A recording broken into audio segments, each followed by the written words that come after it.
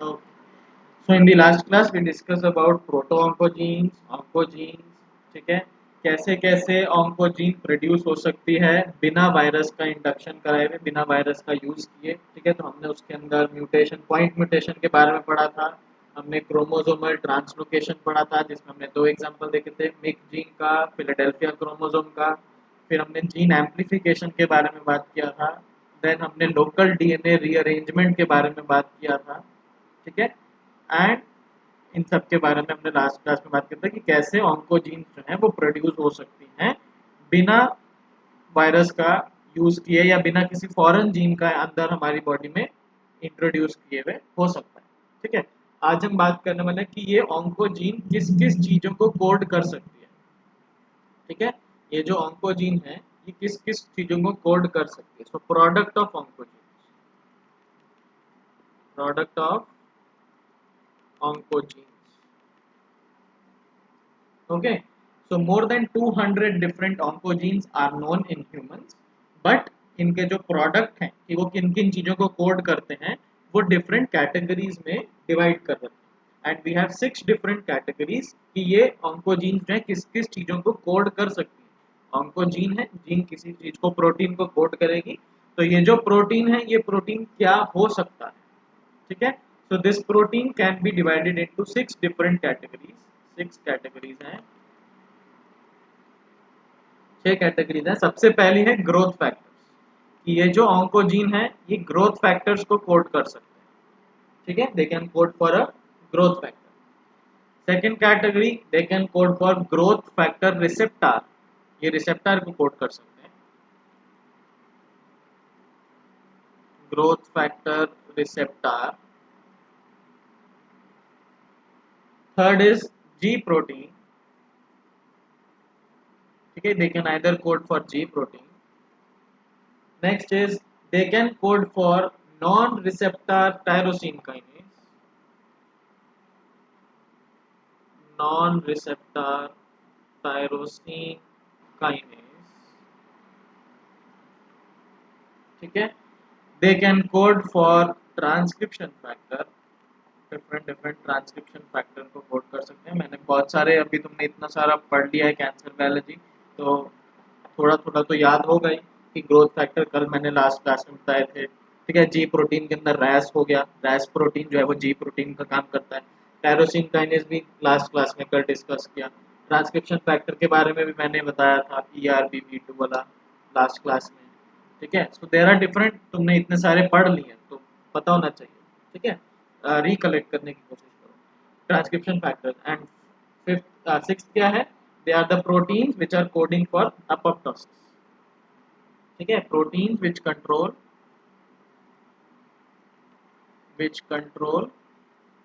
Cell cycle and apoptosis, cell cycle and apoptosis, cell cycle और apoptosis को जो control करते हैं वो। ठीक है, तो अब हम इनके बारे में बात करते हैं थोड़ा थोड़ा। ठीक है, सबसे पहले हम बात करते हैं ग्रोथ फैक्टर्स के बारे में। नंबर वन, सिंपल सिंपल छोटी छोटी चीजें जाएंगे, ज़्यादा डिटेल में नहीं। तो ग्रोथ फैक्टर के अंदर हमारे पास एक जीन है। ठीक है, जो कि ऑफ कोर्स सी बात है ऑन्कोजीन है, तो it codes for a growth factor. ठीक है, there is a virus called simian sarcoma virus, simian sarcoma virus. उस वायरस के अंदर एक जीन है which is B sis gene. उस वायरस में क्या है, एक जीन है which is B sis gene. ठीक है, it causes this virus and this gene causes cancer in monkeys, it causes cancer in monkeys। and this gene, ये जो जीन है VSIS जीन, तो हम बात कर रहे हैं ग्रोथ फैक्टर के बारे में। so this gene VSIS gene, it codes for an abnormal growth factor PDGF। तो ये जो VSIS जीन है ये किसको कोड करती है, abnormal PDGF, platelet derived growth factor. तो नॉर्मल जो है वो प्लेटलेट डिराइव्ड ग्रोथ फैक्टर है, लेकिन ये जो जीन किसको कोड करती है, ये जीन खराब ग्रोथ फैक्टर की जीन को कोड करती है। मतलब खराब ग्रोथ फैक्टर का प्रोडक्ट बनता है। ठीक है, इससे क्या होता है, abnormal growth factor PDGF. PDGF की full form is platelet derived growth factor. ठीक है, so this gene produces abnormal function of PDGF, जिसकी वजह से क्या होता है, ये जीन जो है हमेशा एक्टिव रहती है, active always, leading to cell division. हमेशा सेल डिवीजन रहेगा और कैंसर हो जाएगा, बेसिक सिंपल। ठीक है, okay, coming on to next. Next क्या है हमारा, ग्रोथ फैक्टर रिसेप्टर। तो ग्रोथ फैक्टर रिसेप्टर के अंदर मैंने तुम्हें ऑलरेडी कल दो चीजें बताई। ठीक है, ERB2 जीन, ERB2 जीन के बारे में हमने कल लास्ट क्लास में डिस्कस किया था, जो कि एम्पलीफाइड होती है in ovarian and breast cancer. Ovarian और ब्रेस्ट कैंसर के पेशेंट्स में ये एम्पलीफाइड होती है जीन, तो जीन एम्पलीफिकेशन के टाइम पे हमने पढ़ा था।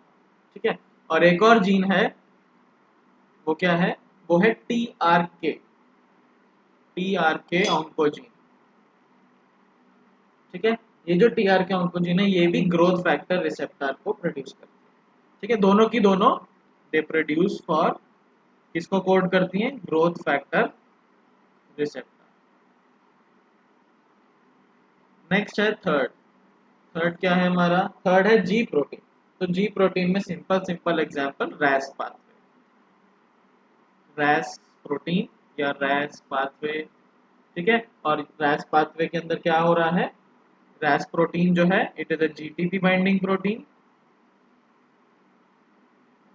ठीक है, तो जो भी ऑन्कोजीन है, रैस की जो जीन है जहां से रैस प्रोटीन आएगा दैट इज रैस जीन, राइट। तो रैस जीन जो है वो डिफेक्टिव प्रोटीन कोड करता है, रैस जो जीन है वो डिफेक्टिव रैस प्रोटीन को कोड करेगी, सच दैट वो हमेशा जीटीपी के साथ बाइंड रहेगा और प्रॉब्लम क्रिएट करेगा, राइट। हमेशा जीटीपी से रहेगी, सेल साइकिल हमेशा ऑन रहेगी और खराब हो जाएगा। ठीक है, so it is MEK, ERK, ras raf pathway.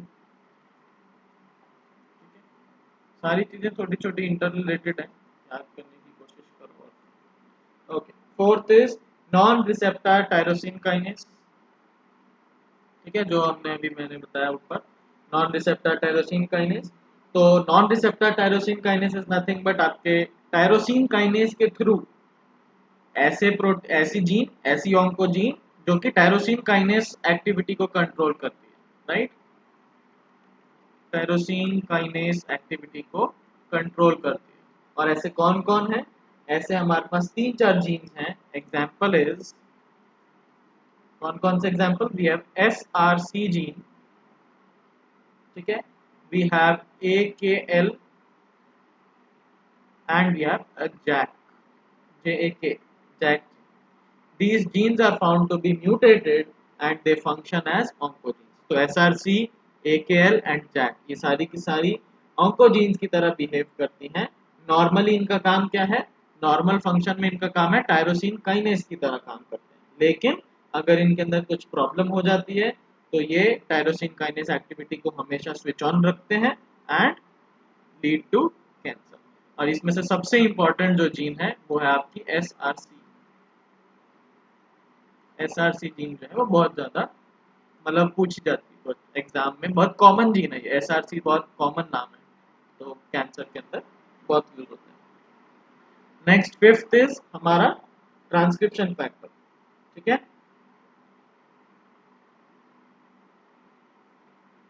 अब ट्रांसक्रिप्शन फैक्टर के केसेस में भी मैंने तुम्हें ऑलरेडी बताया था, myc gene, right. Myc gene जो है इट एक्ट्स एज अ ऐसी जीन जो कि ट्रांसक्रिप्शन फैक्टर को कोड करती है, एंड मिक जीन क्या है, एक तरीके की ऑन्कोजीन। ठीक है, तो myc gene and codes for a transcription factor. तो इसका एग्जांपल हम देखते हैं कि हमारे पास दो ट्रांसक्रिप्शन फैक्टर्स हैं।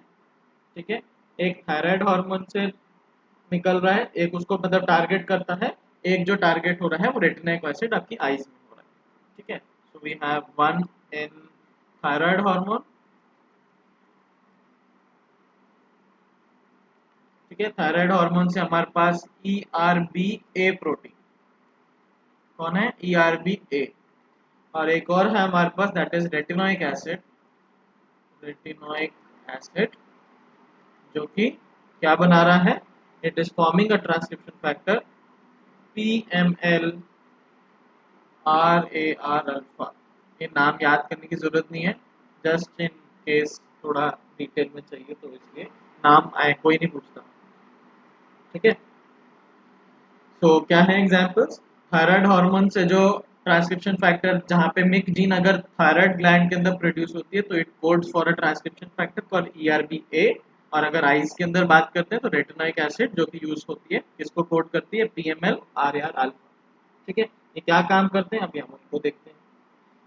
So both of these molecules ERBA and PML RAR alpha, दोनों के दोनों मॉलिक्यूल किस में इन्वॉल्व है, ये डिफरेंट सेल टाइप में इन्वॉल्व है, ठीक है। आप देख सकते हो एक थायराइड हार्मोन में इन्वॉल्व है और एक रेटिनोइक एसिड, तो एक थायराइड में इन्वॉल्व है और एक आई में इन्वॉल्व है, ठीक है।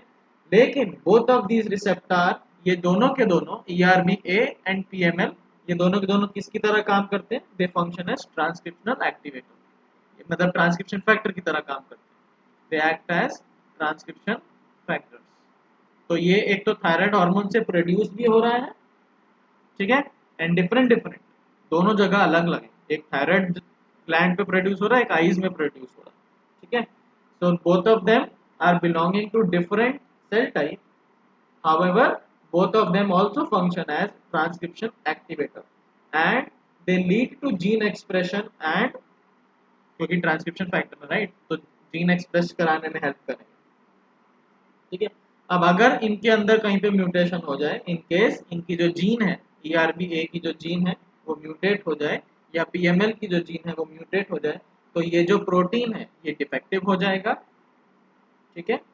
ये प्रोटीन जो है डिफेक्टिव हो जाएगा अगर इनके अंदर कहीं पे म्यूटेशन होती है, ठीक है। ये कहाँ से आ रहे हैं, मिक जीन के थ्रू आ रहे हैं, ठीक है, ओके।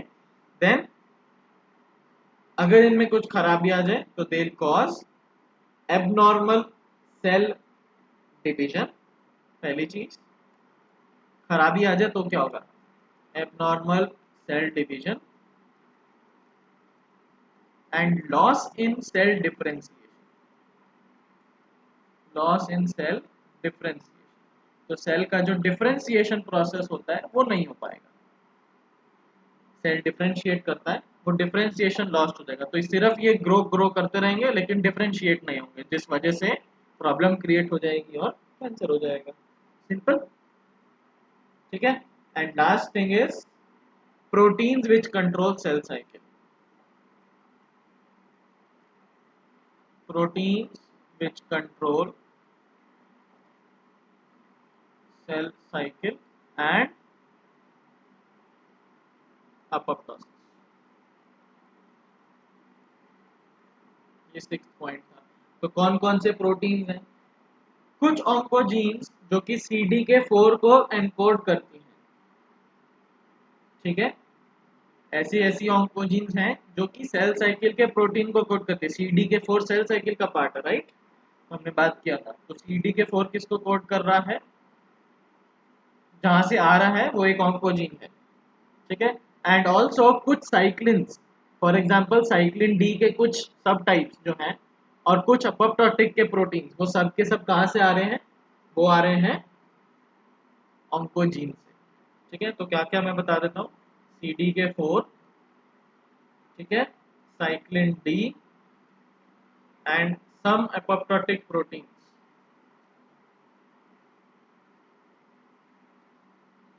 ये सब के सब कहाँ से आ रहे हैं, इनकी जो सिंथेसिस हो रही है ये किसी ऑन्कोजीन के थ्रू हो रही है, तो अगर इस ऑन्कोजीन में प्रॉब्लम हो जाती है तो CDK4 में गड़बड़, तो सेल साइकिल खराब, साइक्लिन में प्रॉब्लम, साइक्लिन डी में तो भी सेल साइकिल खराब, अपॉप्टोटिक प्रोटीन में गड़बड़ तो भी प्रॉब्लम, ठीक है, ओके।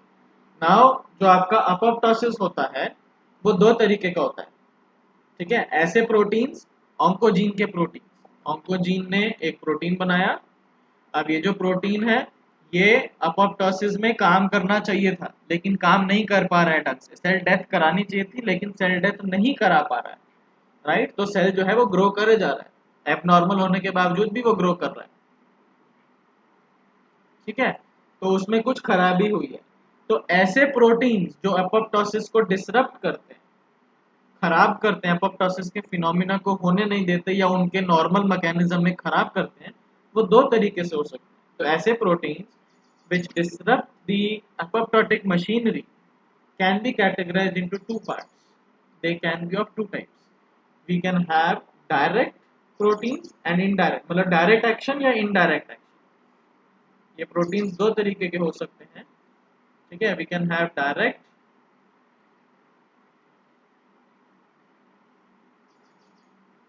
ठीक है, क्या हो सकते हैं, डायरेक्ट हो सकते हैं या इनडायरेक्ट प्रोटीन हो सकते हैं।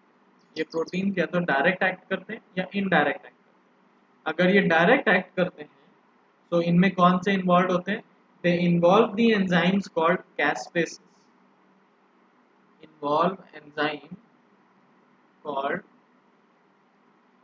कैस्पेसेस, they involve the enzyme called caspases. और यहाँ पे इनडायरेक्ट में they involve the survival factors. तो mean survival factor indirectly cell death को कंट्रोल कर रहे हैं। कैस्पेसिस एपोप्टोसिस में इन्वॉल्व होते हैं, डायरेक्ट मैकेनिज्म है, ठीक है। कैस्पेसिस कैसे एपोप्टोसिस में देखेंगे हम बाद में वो, ठीक है। एंड हाउ इनडायरेक्ट मैकेनिज्म में दे इनडायरेक्ट में सर्वाइवल फैक्टर्स को कंट्रोल करते हैं। तो अगर सर्वाइवल फैक्टर जो एपोप्टोसिस होने नहीं देता है उसको कंट्रोल करके रखते हैं, तो इनडायरेक्टली एक एपोप्टोसिस को ही कंट्रोल हो रहा है, ठीक है। सो इन्वॉल्व सर्वाइवल फैक्टर्स, ठीक है। अगर सर्वाइवल फैक्टर्स को हटा दिया जाए तो सेल कहाँ चला जाएगा, सेल डेथ में चला जाएगा। If survival factors are removed, if these factors are removed, if these factors are removed, what will happen, the cell will enter apoptosis, cell will enter apoptosis, cell कहाँ चला जाएगा, apoptosis में। क्यों, क्योंकि वो सर्वाइवल फैक्टर्स, ऐसे factors जो survival के लिए एसेंशियल है, जिंदा रहने के लिए जरूरी है, ठीक है। नेक्स्ट है बी पॉइंट, इट इज जब host cells are infected with the viruses. Direct mechanism, ये प्रोटीन कैसे अपॉप्टोसिस को काम में लगाएंगे, when host cells are infected with viruses, या कोई फॉरेन पैथोजन आके उनके अंदर अपॉप्टोसिस को इंड्यूस कराएगा, ठीक है। फॉरेन बाहर से पैथोजन आया, कोरोना वायरस आया, तो उसने क्या किया, उसने लंग सेल्स की लाइनिंग के अंदर पे सेल डेथ स्टार्ट कर दिया और खुद की मशीनरी को बढ़ाया, होस्ट सेल के जो भी सामान है उसको बंद किया। बंद करने का मतलब मीन उसको अपॉप्टोसिस में भेजा, सेल डेथ कराया। So when host cells are infected with viruses, ठीक है, इससे क्या होगा, जैसे ही वो वायरसेस को इन्फेक्ट करेंगे, वायरसेस के थ्रू होस्ट सेल को इन्फेक्ट करेंगे, साइटोटॉक्सिक टी सेल्स बनेंगे, साइटोटॉक्सिक टी सेल्स बनेंगे, ठीक है। And this will lead to apoptosis, cell death, it will lead to cell death, ठीक है। एंड इसके अंदर B point, the target of these factors, जो इनडायरेक्ट फैक्टर है सर्वाइवल फैक्टर्स, ये कहाँ टारगेट करते हैं, the target is outer mitochondrial membrane. इनका जो टारगेट होता है वो आउटर माइटोकॉन्ड्रियल मेम्ब्रेन। और आउटर माइटोकॉन्ड्रियल मेम्ब्रेन के अंदर आपके कौन से प्रोटीन्स हैं, आउटर माइटोकॉन्ड्रियल मेम्ब्रेन के अंदर आपके पास कुछ ऐसे प्रोटीन्स होते हैं जिनको हम बोलते हैं एंटी अपॉप्टोटिक प्रोटीन्स। कहाँ पे प्रेजेंट है, आउटर मेम्ब्रेन ऑफ माइटोकॉन्ड्रिया, ठीक है। वी हैव एंटी अपॉप्टोटिक, ऐसे प्रोटीन्स जो कि अपॉप्टोसिस नहीं होने देते, क्योंकि क्या है, ये एंटी अपॉप्टोटिक है। तो एंटी अपॉप्टोटिक प्रोटीन्स, तो सर्वाइवल फैक्टर्स किसको टारगेट करते हैं, anti apoptotic proteins present in the outer mitochondrial membrane. ये कब एक्टिवेट होंगे, they are activated only when survival factors are present. ये कब एक्टिवेट होंगे, एक्टिवेट ओनली व्हेन जब सर्वाइवल फैक्टर होंगे, only when survival factors are present, जब survival factor होंगे जो सरवाइव करने में हेल्प करेंगे तभी ये एंटी एपोप्टोटिक प्रोटीन्स को चालू करेंगे। अगर सर्वाइवल फैक्टर्स नहीं है तो एंटी एपोप्टोटिक प्रोटीन्स काम नहीं करेगा। एंटी एपोप्टोटिक मींस ऐसे प्रोटीन्स जो एपोप्टोसिस नहीं होने देते हैं। अगर एपोप्टोसिस नहीं होगा तो सेल जो है वो हमेशा जिंदा रहेगा। One of the best understood या best example for anti apoptotic protein is BCL2। BCL2, ठीक है। BCL2 कहाँ पे प्रेजेंट है? आउटर माइटोकॉन्ड्रियल मेम्ब्रेन में, ठीक है।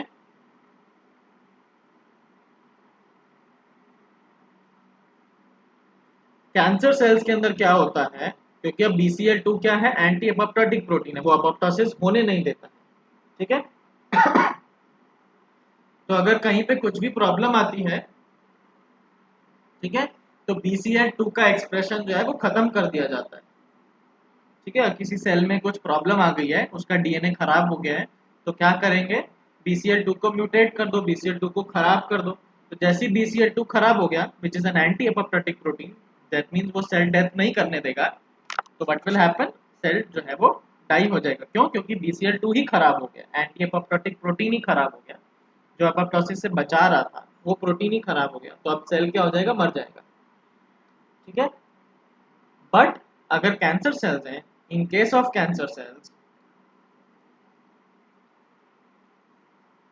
In case of cancer cells, ये जो BCL2 प्रोटीन्स हैं ये म्यूटेट हो जाते हैं सच दैट, इनके अंदर ऐसी म्यूटेशंस होती हैं such that their survival rate increases.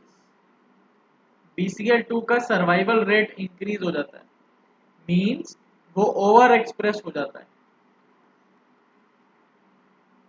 अब BCL2 अगर ज्यादा एक्सप्रेस हो जाएगा तो वो क्या करेगा? वो ज्यादा एंटी एपोप्टोटिक प्रोटीन्स बनाएगा या एंटी एपोप्टोसिस की एक्टिविटी शो करेगा। दैट मीन्स सेल को मरने नहीं दिया जाएगा। क्यों? क्योंकि एंटी एपोप्टोटिक ज्यादा हो गया है, ओवर एक्सप्रेशन हो गया, जिस वजह से cell will not die, cell will not die, and cell मरेंगे नहीं तो प्रोलिफरेट होते रहेंगे, प्रोलिफरेट होते रहेंगे तो कैंसर हो जाएगा, ठीक है। तो कैंसर सेल्स मरते क्यों नहीं है? वो क्यों इंडेफिनिट ग्रो करते हैं? One of the reason is this anti apoptotic protein, ठीक है। ये एंटी एपोप्टोटिक प्रोटीन्स की वजह से दे डोंट डाई। फाइन, हाँ सर, हाँ सर। चले आगे। लास्ट टॉपिक, 10 मिनट सिर्फ। हाँ जी बोलो, किसी को कुछ कहना है? No sir. समझ में आ रहा है? कोई दिक्कत तो नहीं? No sir. No sir. Last 10 minutes, we are going to finish it very soon.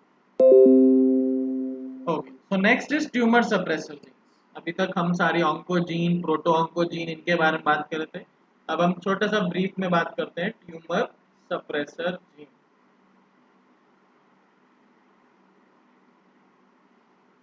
ठीक है। Tumour suppressor gene, tumour suppressor jeans क्या होती हैं?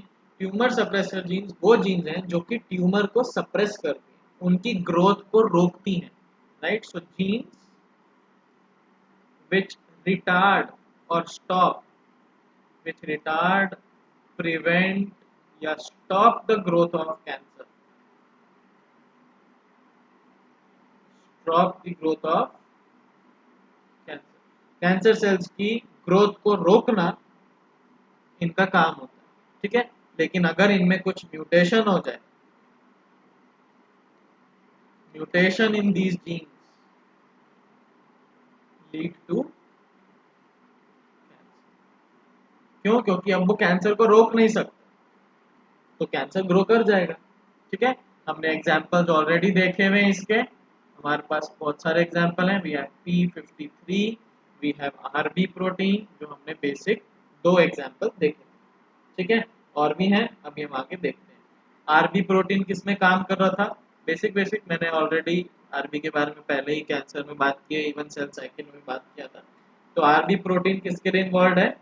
It is involve in retinoblastoma, full form है इसकी आरबी की वैसे तो रेटिनोब्लास्टोमा। अगर इसमें कोई प्रॉब्लम हो जाए तो रेटिनोब्लास्टोमा बीमारी हो जाती है, ठीक है। Also it is involve in different other cancers which involve bladder cancer, ठीक है। ब्लैडर कैंसर में इन्वॉल्व रहता है, लंग कैंसर में इन्वॉल्व रहता है RB protein, and breast carcinoma, breast carcinoma, इन सब के अंदर रेटिनोब्लास्टोमा जो है वो म्यूटेटेड रहता है ज्यादातर, ठीक है। नेक्स्ट बात करते हैं P53 के बारे में। P53 क्या है? P53 एक जीन है जो कि ऑफकोर्स सेल साइकिल में रेगुलेट करती है। ऑलरेडी वी हैव डिस्कस पूरा मैकेनिज्म, MDM2 एटसेट्रा एटसेट्रा, थोड़ा थोड़ा रिलेट करने की कोशिश करो। तो P53 जनरली 50 to 60% कैंसर्स के अंदर म्यूटेशन रहता है उसका। तो जितने भी कैंसर्स हैं अभी तक नोन, उसमें 50% से 60% कैंसर्स के अंदर हमने देखा है कि P53 जो जीन है वो म्यूटेटेड रहती है, एंड P53 को हम गार्जियन ऑफ जीनोम भी कहते हैं, राइट। तो अगर गार्जियन ऑफ जीनोम में म्यूटेट हो जाए तो क्या होगा, right. So it gets inactivated during various cancers. Example कहाँ कहाँ पे ये म्यूटेशन रहती है? जनरली सारे कैंसर्स में म्यूटेशन रहता है 50 to 60%, बट कॉमन कहाँ कहाँ पे? It is common in leukaemia, आपका ब्लड कैंसर, ठीक है, लिम्फोमा, लिम्फोमा और ब्रेन ट्यूमर, ब्रेन ट्यूमर, इन सब के अंदर जनरली जो है P53 हाईली म्यूटेटेड रहती है, ठीक है। ओके, नेक्स्ट एक और जीन है, सेम सारी ट्यूमर सप्रेसर जीन है।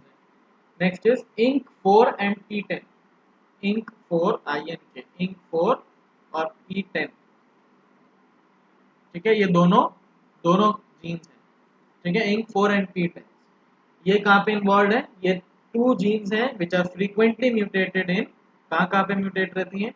ये जनरली म्यूटेट होती हैं लंग कैंसर में,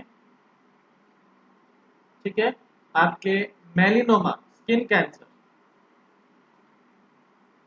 स्किन कैंसर या मेलिनोमा बोलते हैं, ठीक है, पिगमेंट रिलेटेड जो कैंसर होता है, as well as prostate cancer, as well as prostate cancer, ठीक है। नेक्स्ट एक और जीन है, सारी ट्यूमर सप्रेसर है, APC, SMAD2 एंड SMAD4। ये सारी जीन्स हैं, तीनों अलग अलग हैं, एक जीन नहीं है, तीनों अलग अलग है, ठीक है। APC अलग है, SMAD2 अलग, SMAD4, but they are kind of interacting with each other, इसीलिए इनको साथ में पढ़ते हैं। इंक 4 और P10 लिंक्ड है, इंटरेक्ट करती हैं सबसे ज्यादा, इसीलिए साथ में पढ़ते हैं, ठीक है।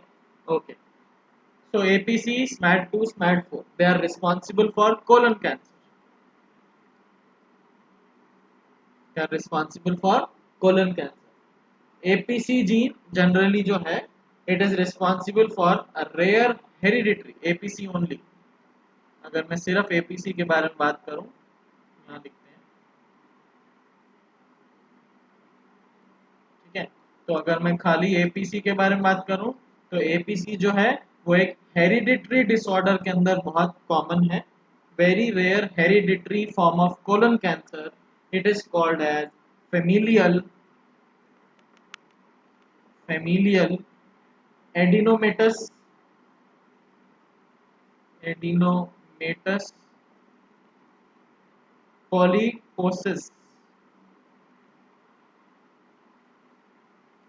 ये एक तरीका का क्या है? कोलन कैंसर ही है, ये एक तरीके का कोलन कैंसर है, लेकिन क्या है ये हेरिडिटरी है, ये हेरिडिटरी है, पास ऑन होता है, ठीक है, and it is a very rare hereditary disorder. और एग्जांपल ट्यूमर सप्रेसर जीन के we have BRCA1, very common gene, BRCA1, BRCA2, BRCA1 and BRCA2, they are a hereditary breast cancer disorders। Gene जो है hereditary breast cancer में involve रहते हैं, only breast cancer. तो BRCA1 जो है वो ब्रेस्ट कैंसर जीन का हॉलमार्क है, ठीक है, it is a hallmark of breast cancer gene, ठीक है। जहाँ जहाँ पे ब्रेस्ट कैंसर में प्रॉब्लम होती है जनरली देखा गया है कि BRCA1 एंड BRCA2 जीन जो है वो म्यूटेटेड रहते हैं, ओके। हाँ सर।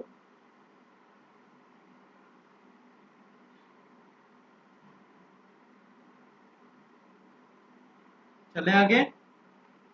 So this is about all tumour suppressor jeans, ठीक है। हाँ sir.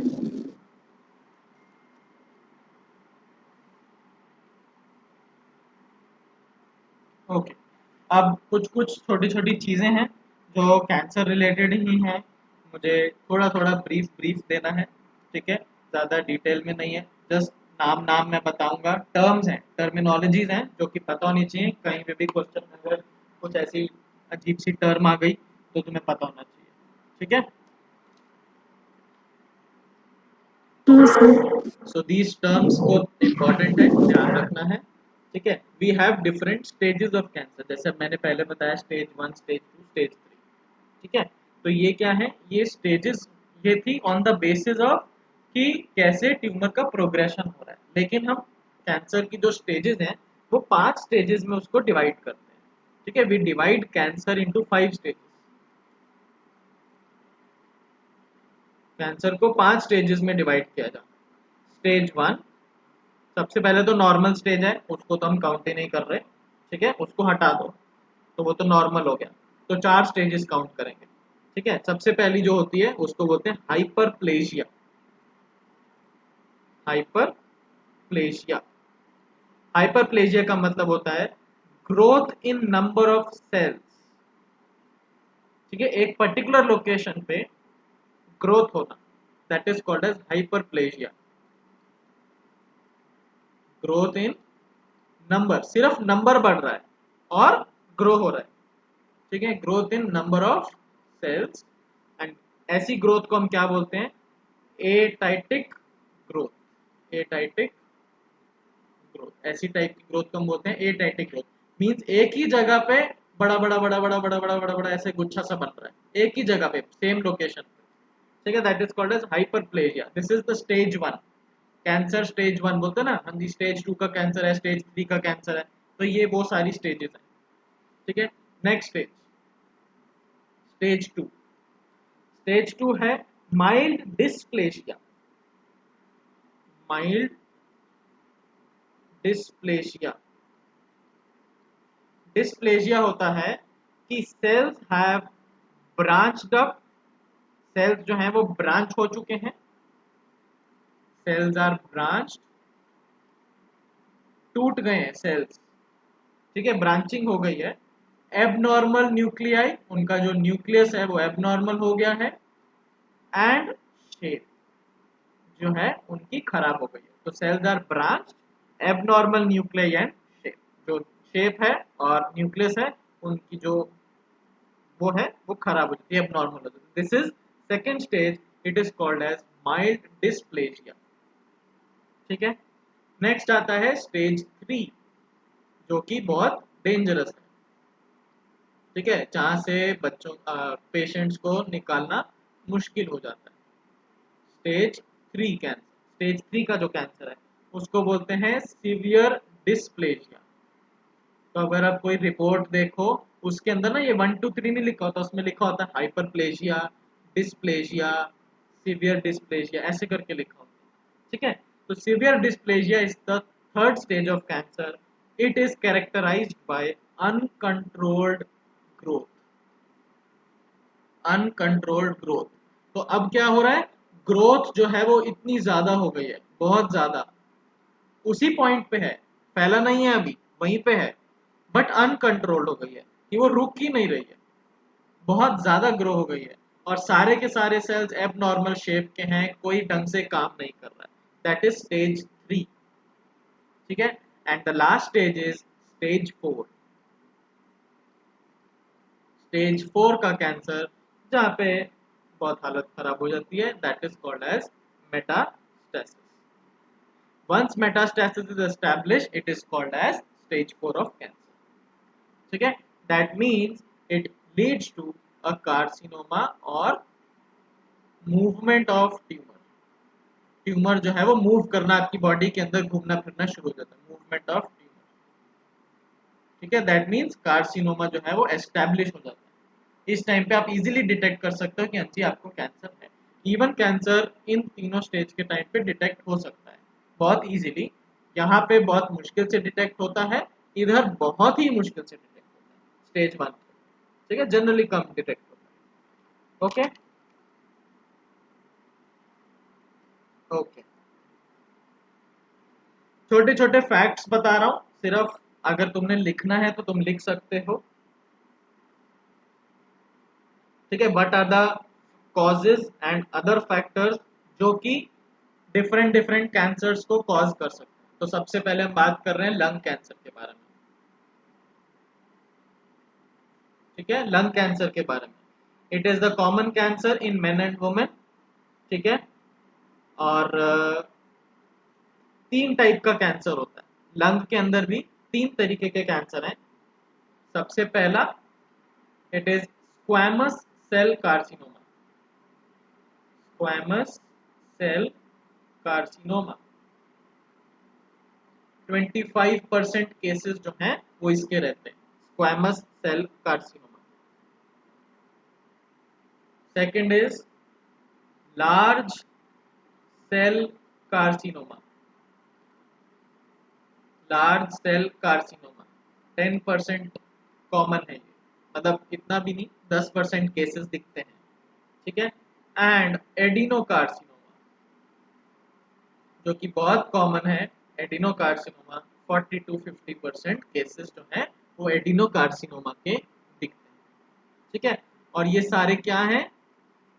All these are a type of non small cell cancers. Non small cell cancers means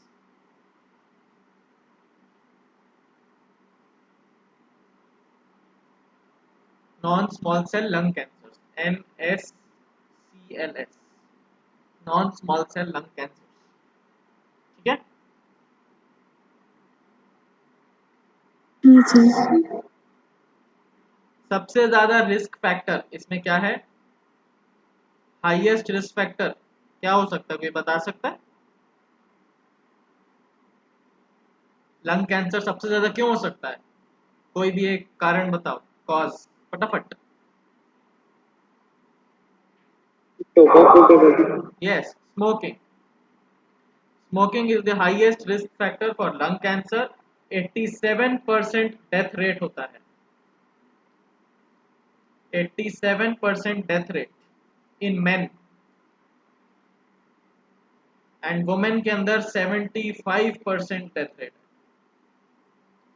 75% death rate in women for lung cancer I am talking about. ठीक है, other factors और क्या क्या हो सकते हैं?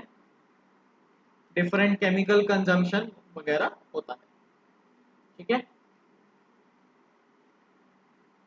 ओके, अब मैं सीधा जाता हूं नेक्स्ट पे. बताने को मेरे पास बहुत कुछ है, बट इतना काम का नहीं है. जस्ट तुमको थोड़ी नॉलेज देना चाहता हूँ कि कैंसर क्यों इतनी घातक बीमारी है और क्यों इसके ऊपर स्टडी इम्पोर्टेंट है. क्योंकि मैं इस पे काम कर रहा हूँ तो आई वांट कि मैं अच्छे से इसको डेटा के साथ तुम्हें फैक्ट के थ्रू बताऊँ कि क्यों ये इम्पोर्टेंट है. So colon cancer, it is the third most common cancer in the world. Third most common cancer.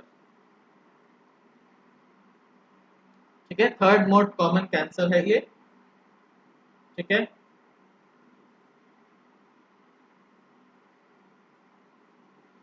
क्या होता है कोलन कैंसर के टाइम पे?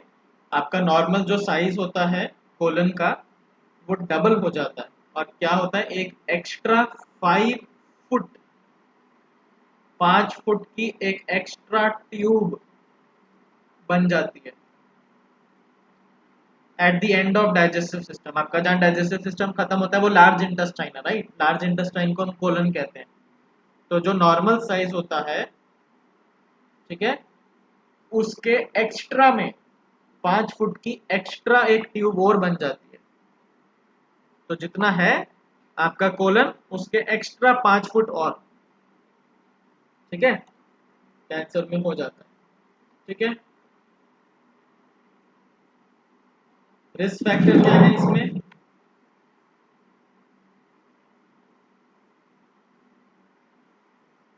कोलन कैंसर के रिस्क फैक्टर्स क्या हो सकते हैं?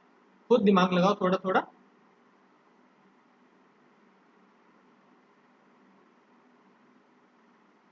Sir fast food. Fast food नहीं, हाँ मतलब फूड रिलेटेड, न्यूट्रिशन रिलेटेड, ठीक है। तो रिस्क फैक्टर्स जो हैं वो हैं आपके हाई रेड मीट, अगर आप रेड मीट ज्यादा खाते हैं, red RED, red meat, high red meat, ठीक है, और लो वेजिटेबल कंटेंट।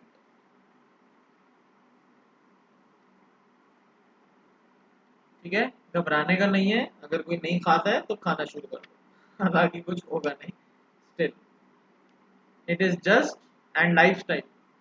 लाइफस्टाइल सबके अंदर आएगा, चाहे वो स्मोकिंग हो, चाहे वो लंग कैंसर हो, चाहे वो कोलन कैंसर हो, सबके अंदर लाइफस्टाइल लाइफस्टाइल लाइफस्टाइल सबके अंदर रहता है। And it is positive family history.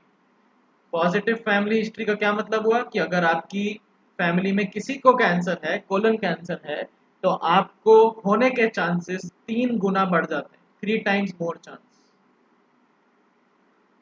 There are 3 times more chance अगर आपको colon cancer, and it is genetic in nature. ये क्या है? ये जेनेटिक है। कौन सी जीन सबसे ज्यादा काम करती है? रैस जीन और P53 जीन और APC जीन, अभी सबके बारे में मैंने बात की है, ठीक है। रैस, P53 और APC जो सबसे ज्यादा काम करती है, ठीक है।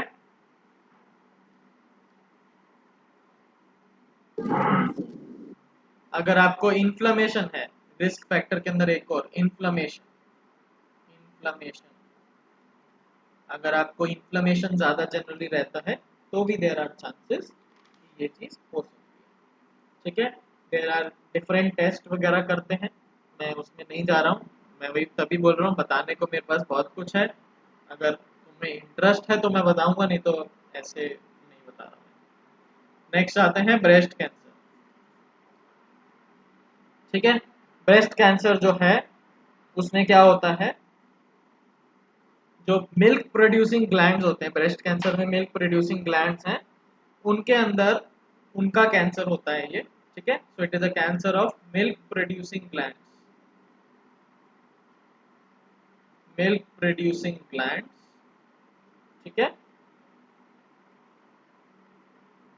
ये इजीली डायग्नोस हो सकता है, easily diagnosed and can be treated.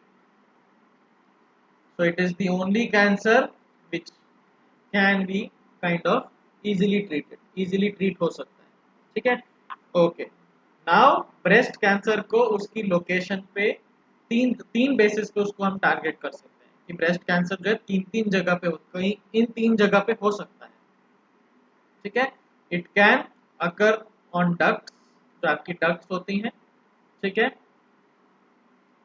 या फिर आपका लॉब्यूलर रीजन, ठीक है, एंड निपल रीजन, जो निपल रीजन है वहां पे। So duct region, lobular region and nipple region, इन 3 जगह पे देर आर चांसेस कि कैंसर डेवलप हो, और जनरली 70 to 80% जितने भी ब्रेस्ट कैंसर डेवलप होते हैं वो इन्हीं 3 रीजन में से होते हैं, ठीक है, इन्हीं 3 रीजन में होते हैं। कौन सी जीन्स इन्वॉल्व है? अगेन BRCA1 जीन बहुत कॉमन है, and BRCA2 gene. BRCA1 gene जो है वो 50 to 60% केसेस के अंदर ओवर एक्सप्रेस रहती है, and BRCA2 gene is expressed in 45%। Arrow का मतलब, ऊपर का एरो मतलब ओवर एक्सप्रेशन, ज्यादा एक्सप्रेस हो रहा है, ठीक है।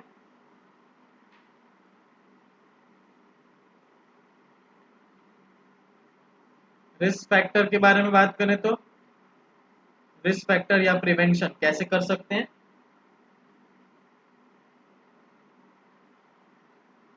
मैं रिस्क एंड प्रिवेंशन बताता हूँ, हाउ यू कैन प्रिवेंट और डिले दिस। तो prevention, how you can prevent, तो प्रिवेंशन के लिए हाई फाइबर फूड खाना चाहिए, हाई फाइबर कंटेंट होना चाहिए, लो फैट डाइट, डाइट जो है वो लो फैट होना चाहिए, ठीक है, एंड वेट को मेंटेन करना चाहिए, वेट मेंटेन, ठीक है, मतलब बीएमआई वगैरह थोड़ा ठीक ठाक रहना चाहिए। ओके,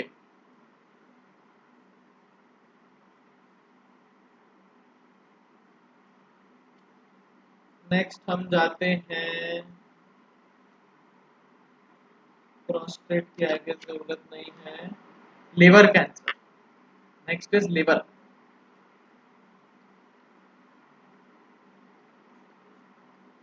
लिवर कैंसर, लिवर क्या है, एक लार्ज ग्लैंड है, ब्ला ब्ला ब्ला, पता ही होगा, ठीक है। तो आपका बाइल, बाइल सॉल्ट्स को प्रोड्यूस करता है, क्लॉटिंग फैक्टर्स बनाता है, बहुत इंपॉर्टेंट है, ठीक है।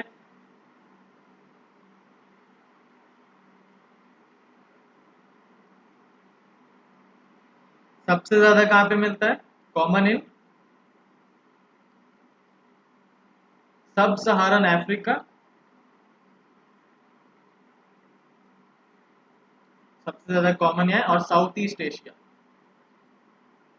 साउथ ईस्ट एशिया, उसके अंदर इंडिया भी आती है, ठीक है, साउथ ईस्ट एशिया इंडिया भी है। ओके, ठीक है। 6 लाख डेथ होती हैं world wide per year for liver cancer, 600,000 deaths per year, और अब तो ये बढ़ गई होंगी, ये जो डेटा है बहुत पुराना है, ठीक है।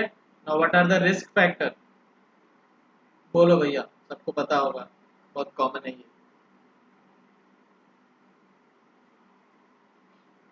हाँ जी, रिस्क फैक्टर में सबसे पहला आता है अल्कोहल, अल्कोहल कंजम्पशन, ठीक है।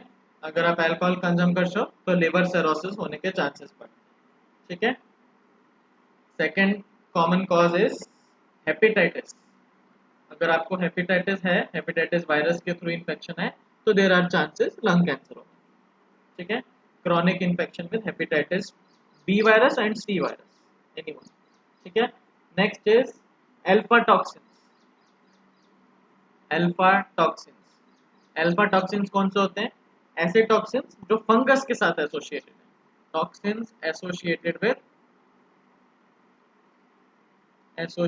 विद फंगस, जो फंगस के साथ एसोसिएटेड है उनको बोलते हैं alpha toxin. And fourth category is sex, ठीक है। Excess of sex leads to 2 times, men के अंदर प्रोबेबिलिटी बढ़ जाती है for having a liver cancer, ठीक है, 2 times in men. Okay, female का डेटा नहीं है मेरे पास, sorry. Okay, next we have is, खत्म और तो कुछ नहीं है, स्टमक की।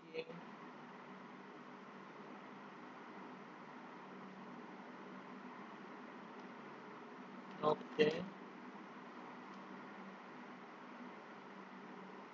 लेट मी सी।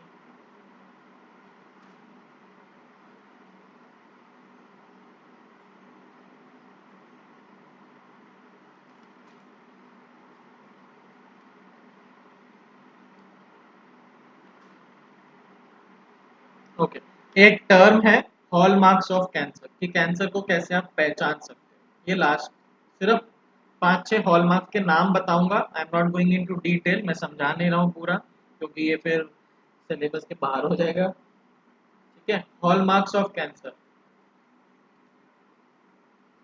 कि कैंसर को आप कैसे डिटेक्ट कर सकते हैं, हॉलमार्क्स क्या है, आपको कैसे पता चलेगा कि हाँ जी ये कैंसर ही है, कोई और बीमारी नहीं है। तो ठप्पा एक तरीके का, what are the hallmarks of cancer. सबसे पहला हॉलमार्क है रेप्लिकेटिव इमॉर्टैलिटी, रेप्लिकेटिव इमॉर्टैलिटी, नाम से ही पता चल रहा है क्या है, ठीक है। रेप्लिकेट करते हैं कब तक, जब तक मन चाहता है, इमॉर्टल है वो, रेप्लिकेटिव इमॉर्टैलिटी, तो अगर ये चीज आपको दिख रही है फिनोटाइप में, मतलब मॉर्फोलॉजिकली, देयर आर चांसेस कि आपको cancer. Next is genome instability.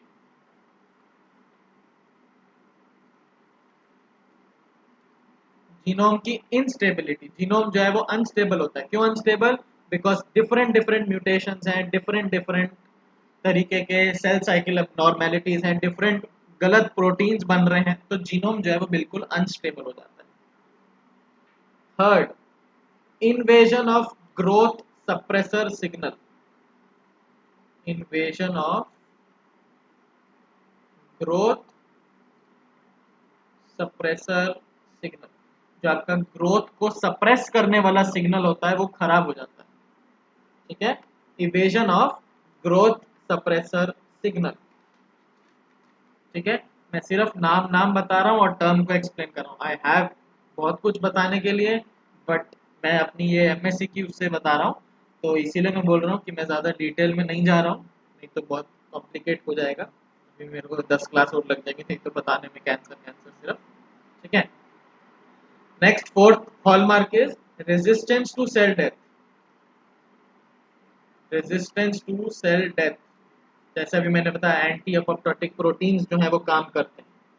ठीक है, anti apoptotic protein BCL2, BCLXL, MCL, BFX, बहुत सारे हैं, I won't go into detail. तो resistance to cell death. Fifth hallmark, sustain proliferation.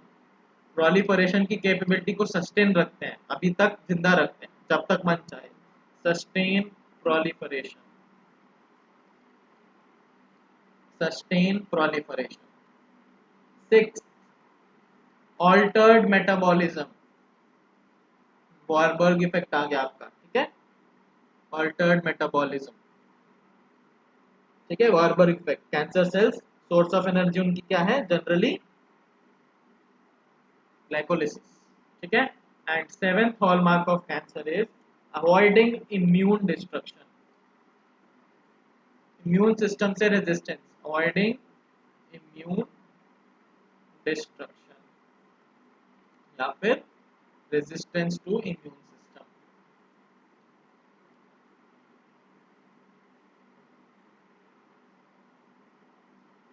Resistance to immune system. ठीक है, नेक्स्ट 8, ये सब याद होने चाहिए, ये बहुत इंपॉर्टेंट है इसीलिए मैं बता रहा हूँ। ठीक है, नेक्स्ट इज, क्योंकि अगर आप इन सारे टर्म्स को सिर्फ समझ लोगे ना तो सारा कुछ कवर हो जाएगा पूरा कैंसर बायोलॉजी में जो जो मैंने पढ़ाया है। ठीक है, next we have is tumour promoting inflammation. Tumour की वजह से आपकी बॉडी के अंदर इन्फ्लेमेशन प्रोड्यूस होने बढ़ जाते हैं, और किसकी वजह से होते हैं? ये साइटोकाइंस की वजह से। साइटोकाइंस प्रोडक्शन जो है वो बहुत ज्यादा हो जाती है ड्यूरिंग ट्यूमर। ठीक है, एंड एक टर्म है जो कि यहाँ पे बहुत कॉमन है, आनी चाहिए, that is epithelial mesenchymal transition. Epithelial mesenchymal transition, EMT।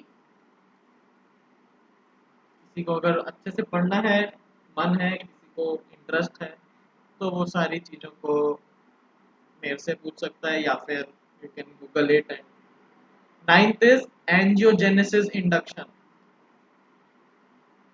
Angiogenesis induction, angiogenesis का इंड्यूस कराना। ठीक है, and tenth is last stage, that is metastasis. Invasion and metastasis, out of control हो जाना, इन्वेजन एंड मेटास्टेसिस। ठीक है, invasion and metastasis। So these are all basic things जो कि आपको पता होनी चाहिए कैंसर के अंदर। ठीक है, कैंसर की ट्रीटमेंट वगैरह के बारे में आई गेस ऑलरेडी मैं बता चुका हूँ। ठीक है, हमारे पास अल्ट्रासाउंड है, MRI है, रेडियो न्यूक्लियोटाइड है जो हम सब देखते हैं उसके अंदर डायग्नोसिस में। ट्रीटमेंट के केस में सर्जरी है, रेडिएशन है, कीमोथेरेपी है, इम्यूनोथेरेपी है। There are different different steps जो कि इन्वॉल्व हैं। I won't go into detail, right, because वो एग्जाम में इतना पूछते नहीं है। However, for your information I have already given a brief paper, एक नोट्स अगर देखोगे कैंसर बायोलॉजी वाले, उसके अंदर मैंने ऑलरेडी नोट्स दिए हुए हैं जो कि ट्रीटमेंट रिलेटेड है कि कैंसर की ट्रीटमेंट में क्या क्या ऑप्शंस हो सकते हैं। उसके अंदर सारा कुछ दिया हुआ है, ड्रग्स के नाम, there are some important drugs जो कि आपको पता होने चाहिए किस किस को टारगेट करते हैं, ठीक है। You should know some of them because generally question आ जाता है कि ये ड्रग किस डिसीज के लिए है, काइंड ऑफ चीज, ठीक है। तो आप हाँ उसको वहाँ सर। पे पढ़ सकते हो, उस टॉपिक उस पेज के अंदर नोट्स के अंदर मैंने 3 नोट्स दिए हैं उसके अंदर, जो अलग से मेरी क्लास नोट्स के अलावा हैं, ठीक है। उसमें 3, एक तो बुक है पूरी कैंसर बायोलॉजी की, वो तो तुम्हारी इच्छा पढ़नी पढ़ो, 1000 पेज की किताब है वो आपकी इच्छा है, ठीक है। 2 नोट्स हैं अलग अलग, एक जो है वो ट्रीटमेंट के ऊपर है, एक जो नोट्स है वो हॉलमार्क्स ऑफ कैंसर है। ये जो 10 मैंने हॉलमार्क्स बताए हैं उनके बारे में डिस्क्रिप्शन। अगर ये 10 हॉलमार्क्स आप पढ़ लेते हो, आपका पूरा कैंसर बायोलॉजी खत्म हो जाएगा। You have to just study these 10 hallmarks of cancer and one thing that is treatment, और कुछ नहीं, ठीक है। मैं कराने को बता सकता हूँ, बहुत सारी चीजें हैं मेरे पास, ट्रीटमेंट थेरेपीज, बहुत कुछ सामान मेरे पास बहुत है, मैंने पढ़ा हुआ भी बहुत है। तो I won't go into that much detail because इतना आता नहीं है एग्जाम में, and you are preparing for exams, not for your interest. अगर किसी को इंटरेस्ट है तो आई डेफिनेटली, मुझे कोई दिक्कत नहीं है, मैं कभी भी जितना मर्जी कैंसर बायोलॉजी पढ़ा सकता हूँ। Okay, so I end the class here, ठीक है। From my side cancer biology is coming to an end. किसी को कुछ पूछना है, कुछ डाउट है, you are all most welcome.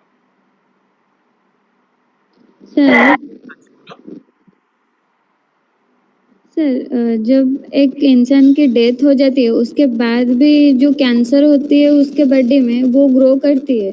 हाँ जी, ग्रो कर सकते हैं, बट एक पर्टिकुलर टाइम तक अगर हमने उसको बाहर निकाल लिया फिर हमने ग्रो करते रहे आर्टिफिशियली, तो वो ग्रो करेगा, बट डेथ के बाद तो वो बंद हो जाएगा क्योंकि सोर्स ऑफ सप्लाई खत्म हो गया ना सारा, सारे सेल्स मर गए, सब कुछ खत्म हो गया, फिर कैसे काम चलेगा। बट वो कुछ टाइम तक रहता है, मतलब डेथ अगर सपोज आज 5 बजे हुई है तो एटलीस्ट 12 आवर्स, 15 आवर्स, 16 आवर्स तक वो रहता है, कैंसर सेल्स ग्रो करते हैं। लेकिन आफ्टर 24 आवर्स, एक दिन के बाद नहीं कुछ होएगा, खत्म हो जाएगा सब, कैंसर सेल्स भी साथ साथ मर जाएंगे। बट अगर हमने आइसोलेट कर लिए सेल्स को, फिर हम लैब में उनको कल्चर कर रहे हैं तो वो ग्रो करते रहेंगे, बट वो डेड बॉडी के अंदर ग्रो नहीं करेंगे क्योंकि सोर्स ऑफ न्यूट्रिशन सब कुछ खत्म हो गया, ब्लड सप्लाई बंद हो गया, सब कुछ बंद हो गया, राइट, कुछ है नहीं, ग्लाइकोलिसिस होएगी नहीं, सेल बॉडी मशीनरी सब खत्म, कैसे कैसे जिंदा रहेंगे, कुछ टाइम तक रहेंगे।